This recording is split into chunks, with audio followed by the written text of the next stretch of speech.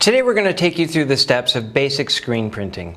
We're going to be using products that you can find in the Speedball Ultimate Screen Printing Kit and various other products you'll find on the website. There are several different techniques that you can use to do screen printing, including a stencil technique, which is the most basic, a screen filler technique, and then the most popular, which is the Diode photo emulsion technique. We'll take you through those steps now. With the Diode photo emulsion method, you're going to want to start with a clear film positive. The clear film positive can be created by drawing onto a clear film, or you can use artwork from your computer and print it out onto a laser printer or a photocopier. When you're printing on clear film with a laser printer or photocopier, you might want to print a double layer. That'll help with the opacity of the image. Wherever we have an image here, we're going to be blocking out the light. That's what we're going to use to expose the screen. The Diode photo emulsion fluid is a two-step process. There's a small bottle called the sensitizer. It actually is a dry material, so you're going to be adding water to it. You want to fill this cup halfway with cold water. And then mix this cup thoroughly by shaking. Just close the lid and shake it up. Once you've mixed the sensitizer thoroughly, you'll want to add it to your photo emulsion. This sensitizes the photo emulsion. It makes it sensitive to light, so you'll want to be careful to work in a dimly lit area. You don't want to do this outside. Now you mix this together thoroughly so that you get a nice thorough mix of material. Now our photo emulsion is sensitized and is going to be sensitive to light. Once you have it mixed, you take a clear screen. Wash the screen with a little detergent and soap and water just so that it's nice and clean and dry before you start. On the back of the screen, you apply an even coat of photo emulsion fluid across the screen. Use a squeegee to draw that down all the way across so that you get a nice, clear, complete covering.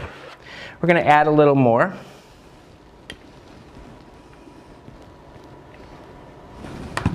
And fill that screen with photo emulsion. Once your screen is filled, you'll want to set it in a dark place to dry. You want to make sure now that your screen isn't exposed to light. Once you've allowed your photo emulsion to dry on the screen, remember to work in a dark area because this is sensitive to light. Take the clear film positive that we prepared earlier and place it over the top of the screen. If you have a piece of glass to put on top of that, that will help improve the contact between the image and the screen itself. You'll want to use either a 150 watt clear incandescent bulb or a 250 watt photo flood bulb. If you don't happen to have a photo lamp in the house, go ahead and use a pie tin over a bulb. We have a reference guide for the exposure times necessary depending on the size of the screen and the distance and type of bulb that you're using. Refer to this guide to determine just how long of an exposure time you'll want to use.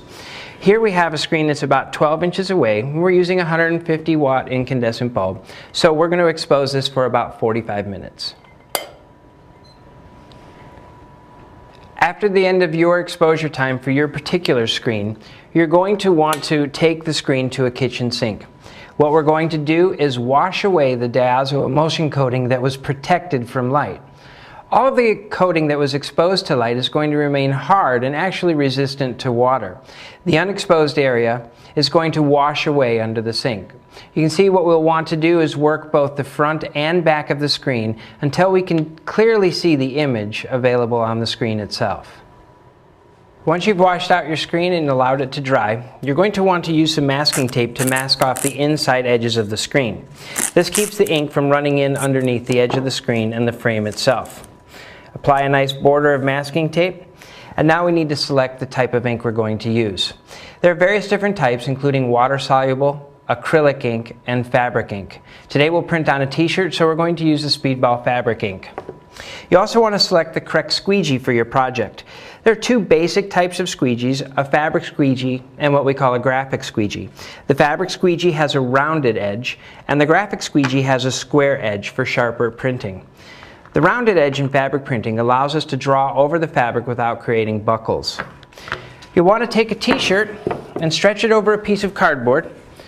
The cardboard helps to keep the ink from running through to the other side and keeps your t-shirt nice and tight. Lay the t-shirt down in front of you, make sure you've got a nice smooth area. Place the screen on top and locate the image that you want to print. Then we'll take some fabric ink and put a layer of it across the screen itself.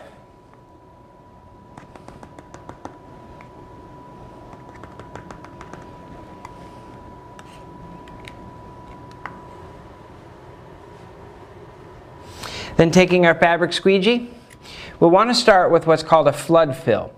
That's going to fill the area with ink. We want to make sure we get plenty of color into the spaces where we're printing. After the flood fill, we'll set it back down and draw the ink down across the image. Going over it a couple of times to make sure we press the ink through. Hold the squeegee at a 45-degree angle and pull it down in a nice consistent way. And then lift your screen off the t-shirt. Allow this to dry for about an hour. With Speedball screen printing products, you can do a wide variety of screen printing techniques. T-shirts, art, fabric, images on paper. All the supplies you need are available on the website, and refer to our screen printing reference guide for additional details on screen printing techniques.